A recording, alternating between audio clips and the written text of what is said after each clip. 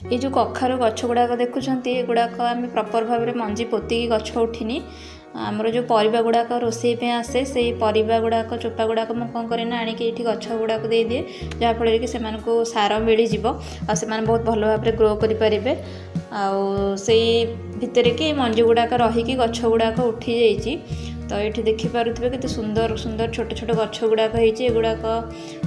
गाँ होते कौन कि आउ बहुत बढ़िया भाव में ग्रो करा जेहेतु टाउन ताकू सार माटी भल भाव में खत भी मिलूनी तो से आउ भी ग्रो करी भी गछ गुड़ाक बहुत टाण हो जाऊँगी तो खावाई भल लगे। तो मुझे देखी यूट्यूब रे ना गोटे जड़े कौन करते ना छोट छोट गछ गुड़ाक नहीं रेसिपी बनाऊे मुझे भाविली कि चलो आज से रेसिपी गोटे बनईदेवा